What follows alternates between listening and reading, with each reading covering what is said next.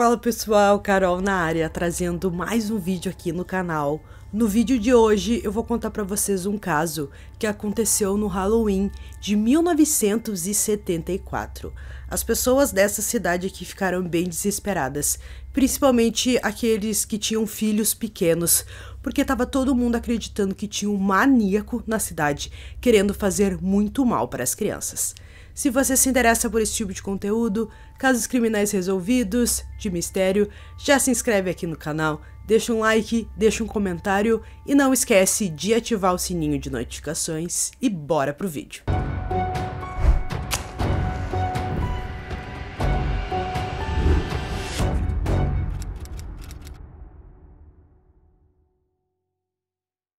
Ronald Clark O'Brien se casou em algum momento de sua vida com Daynine. Os dois tiveram 2 filhos, sendo Timothy o mais velho, e 3 anos depois a família deu as boas-vindas a Elizabeth. Ronald era oftalmologista na Texas State Optical, localizada em Houston. Ele era também diácono na Segunda Igreja Batista, onde cantava no coral e também dirigia uma empresa de ônibus local.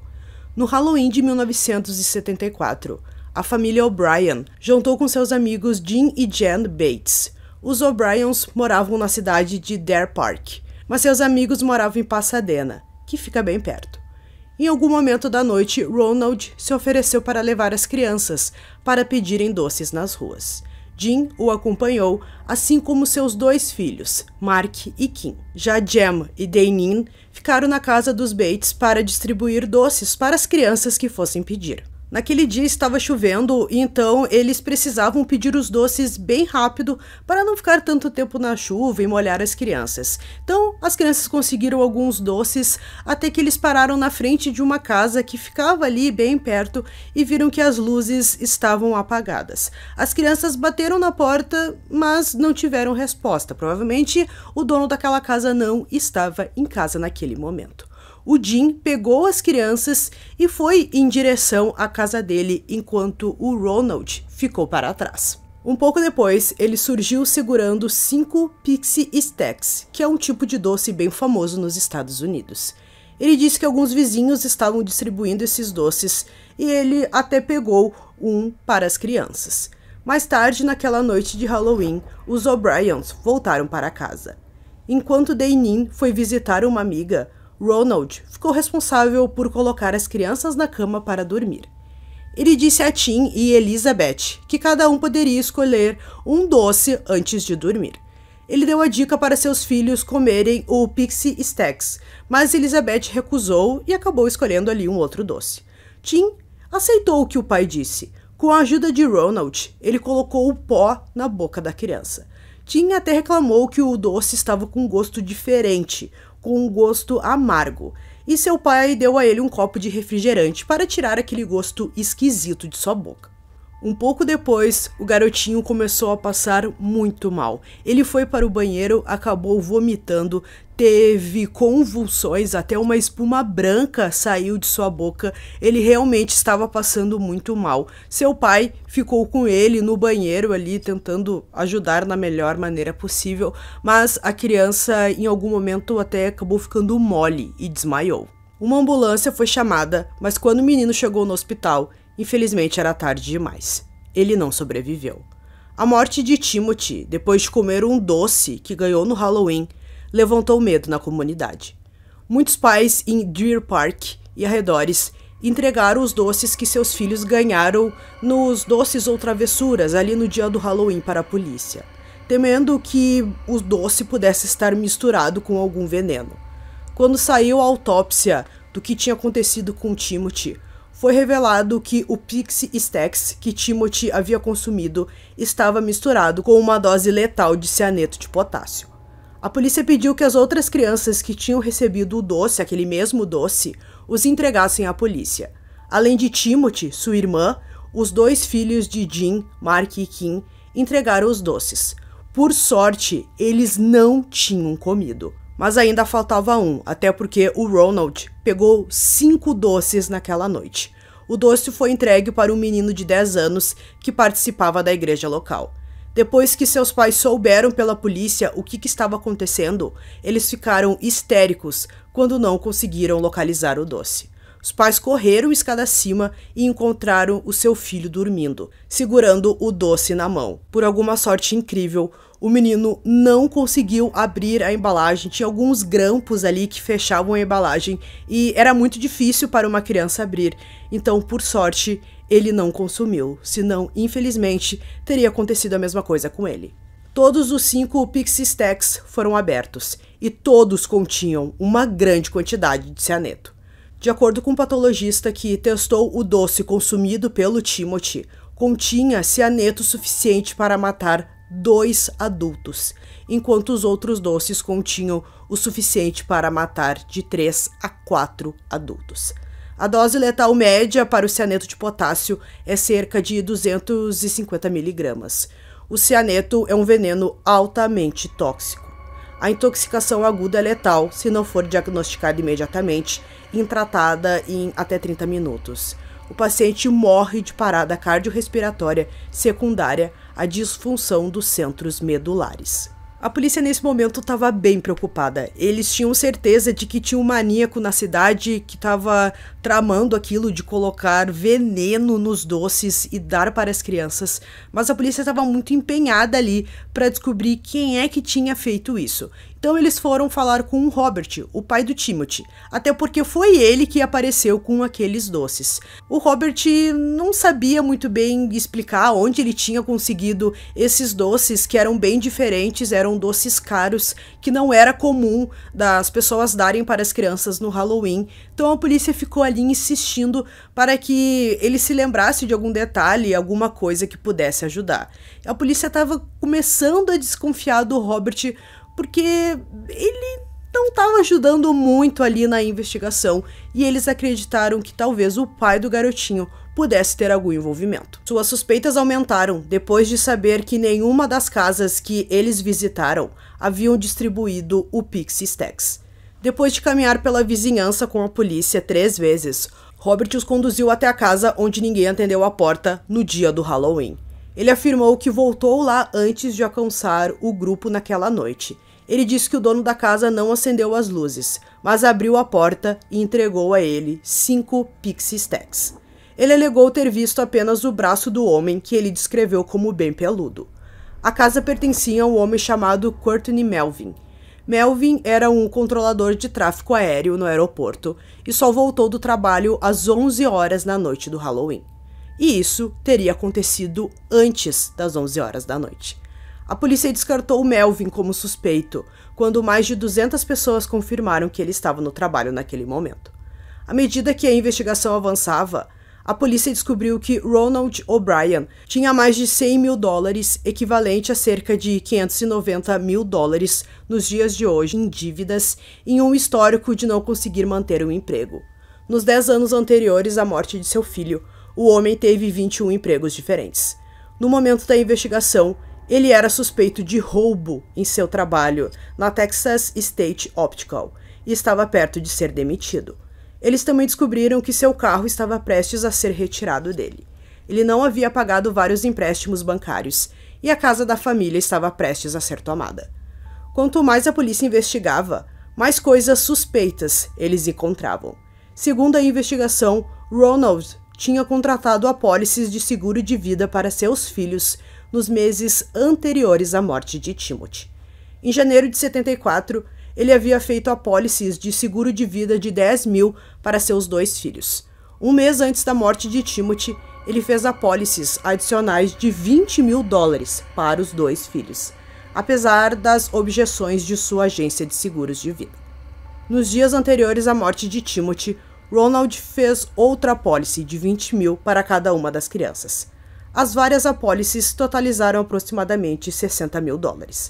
A esposa de Ronald afirmou que não sabia sobre as apólices de seguro de vida de seus filhos. A polícia também descobriu que na manhã seguinte à morte de Timothy, Ronald ligou para a seguradora para perguntar sobre a cobrança das apólices que ele havia feito para seu filho. Depois de saber que ele visitou uma loja de suprimentos químicos em Houston para comprar cianeto pouco antes do Halloween de 74, Ele acabou saindo sem comprar nada depois de saber que a menor quantia disponível para a compra era mais de 2 quilos. A polícia começou, é claro, a suspeitar muito de Ronald O'Brien, que talvez ele tivesse misturado o veneno com os doces na tentativa de matar os seus filhos para receber suas apólices de seguro de vida. Eles acreditavam que ele deu os doces envenenados às outras crianças em um esforço para encobrir seu crime, para que todos pensassem que havia um maníaco na cidade. A polícia falou várias vezes com Ronald, mas ele sempre manteve a sua inocência. Embora a polícia nunca tenha descoberto quando ou onde o Robert conseguiu o veneno, ele foi preso pelo assassinato de Timothy, em 5 de novembro de 74. Ele foi indiciado por uma acusação de homicídio capital e 4 acusações de tentativa de homicídio. Ronald O'Brien se declarou inocente de todas as 5 acusações. O julgamento do Ronald começou em Houston, em 5 de maio de 75. Durante o julgamento, um químico que conhecia ele testemunhou que no verão de 73, Ronald o contatou perguntando sobre cianeto e qual seria a quantidade letal. Um vendedor de suprimentos químicos também testemunhou que ele havia perguntado a ele como comprar cianeto. Amigos e colegas de trabalho testemunharam que nos meses anteriores à morte de Timothy, Ronald mostrou um interesse incomum em cianeto e falou sobre o quanto seria necessário para matar uma pessoa. Para a promotoria, Ronald escondeu os doces envenenados em sua capa de chuva e entregou para as crianças na hora dos doces ou travessuras. Naquele momento que o Jim se afastou com as crianças, ele percebeu que seria o momento perfeito para inventar a história de que algum vizinho aleatório tinha entregado aqueles doces para ele, e foi nesse momento que ele entregou os doces para as crianças. A cunhada e o cunhado de Ronald testemunharam que no dia do funeral de Timothy, ele falou em usar o dinheiro da apólice de seguro do seu filho para tirar férias longas e comprar algumas coisas para si. No funeral, quando a garota começou a tocar o órgão, Ronald caminhou ao lado do caixão aberto com seu filho dentro. Ele não parou, ele não olhou, ele não parou, ele simplesmente passou, disse Jim Bates no julgamento. Além disso, sua esposa rejeitou a alegação de que Timothy escolheu o Pixie Stacks, afirmando que Ronald havia o forçado a escolher o doce. Ronald O'Brien continuou a manter sua inocência. Sua defesa baseou-se principalmente na lenda urbana de décadas sobre uma pessoa louca que distribui doces no Halloween, misturado com venenos ou agulhas, ou maçãs do amor com lâminas de barbear inseridas. Essas histórias persistiram apesar do fato de não haver nenhum caso documentário de que isso realmente tenha acontecido, de que alguém tenha dado doces envenenados para as crianças. É só uma lenda urbana. O caso e o julgamento também atraíram a atenção nacional, e a imprensa apelidou Ronald O'Brien como The Candyman. Em 3 de julho de 75, um júri levou 46 minutos para considerar Ronald culpado de homicídio capital e 4 acusações de tentativa de homicídio. O júri levou mais 71 minutos para condená-lo à morte por eletrocusão, conhecido como a cadeira elétrica. Pouco depois dele ser condenado, sua esposa pediu o divórcio. Mais tarde, ela se casou novamente e seu novo marido adotou sua filha Elizabeth. Na época, os homens condenados à morte pela lei do Texas eram confinados em uma mesma unidade, em Huntsville. Ronald foi rejeitado e desprezado por seus companheiros no corredor da morte, porque ele tinha matado seu filho. Ele não fez nenhuma amizade. Os presidiários supostamente fizeram uma petição para realizar uma manifestação organizada na data da execução do Ronald, para expressar o seu ódio por ele. A primeira data de execução de Ronald foi marcada para 8 de agosto de 1980. Seu advogado solicitou com sucesso a suspensão da execução. Uma segunda data foi marcada agora para 25 de maio de 82, que também foi adiada. O juiz agendou uma terceira data de execução para 31 de outubro de 82, o 8º aniversário do crime, e se ofereceu para ele mesmo levar Ronald até a Câmara da Morte. A Suprema Corte adiou a data mais uma vez para dar a eles outra chance de apelar para um novo julgamento. Uma quarta data foi marcada para 31 de março de 84. O advogado de Ronald solicitou uma quarta suspensão com base no fato de que mudaram a forma da execução. Agora seria por injeção letal, que, segundo o advogado, era uma punição cruel e incomum, mas dessa vez foi rejeitado. Em 31 de março de 84, pouco depois da meia-noite, Ronald O'Brien foi executado por injeção letal na unidade de Hurstville. Sua última refeição foi bife, batatas fritas com ketchup, milho, ervilhas, salada de alface e tomate com ovo e molho francês, um chá gelado com adoçante, salgadinhos e torta. As últimas palavras dele foram: "O que está prestes a acontecer em alguns momentos está errado. No entanto, nós, como seres humanos, cometemos erros e erros. Esta execução é um desses erros, mas não significa que todo o nosso sistema de justiça é errado. Portanto, eu perdoaria todos os que de alguma forma participaram da minha morte. Além disso, a qualquer um que eu tenha ofendido de alguma forma durante meus 39 anos, eu oro e peço perdão, assim como eu perdoo qualquer um que me ofendeu de qualquer maneira. Eu oro e peço perdão a Deus por todos nós, respectivamente, como seres humanos. Aos meus entes queridos, estendo meu amor eterno, para aqueles próximos a mim, saibam que em seus corações que eu os amo. Deus os abençoe a todos e que as melhores bênçãos de Deus sejam sempre suas. Durante meu tempo aqui, fui bem tratado por todo o pessoal da unidade. Durante a execução, uma multidão de 300 manifestantes reunidos do lado de fora da prisão aplaudiram, enquanto alguns gritavam: doces ou travessuras. Por mais que eu queira dizer que sinto muito por ele, eu não sinto. A pena de morte é ruim, mas não é tão ruim quanto a morte daquele garotinho inocente, disse Jim Bates, depois da execução.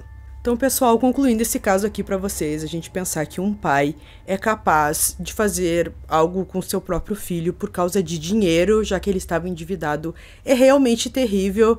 E a gente viu ali no final que ele achava que a pena de morte era errado para ele, mas provavelmente tirar a vida do seu filho, né, um garotinho ali, bem novinho, era certo.